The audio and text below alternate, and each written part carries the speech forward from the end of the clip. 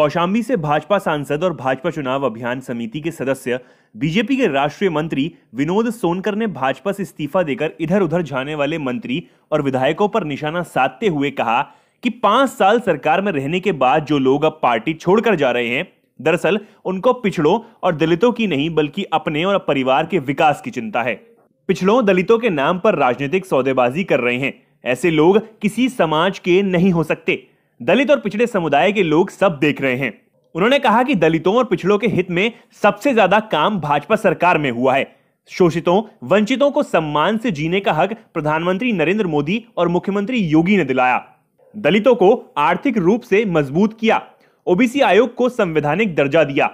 प्रतिनिधित्व देकर राजनीति में पिछड़ों की भागीदारी को मजबूत किया।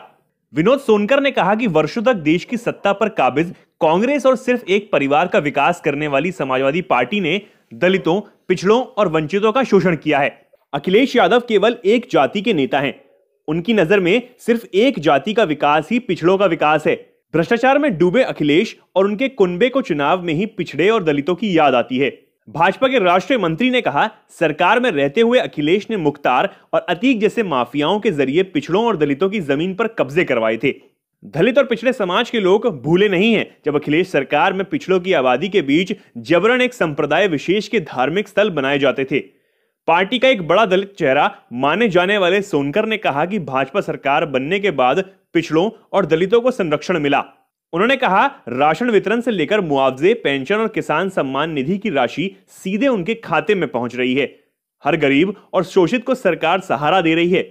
कोरोना काल में सरकार ने न सिर्फ मुफ्त इलाज कराया बल्कि उनके खातों में पैसे भेजे और घर तक भोजन पहुंचाया। बता दें कि भारतीय जनता पार्टी में अभी तक 2 कैबिनेट मंत्री, तकरीबन 1 दर्जन विधायक इस्तीफा दे चुके हैं।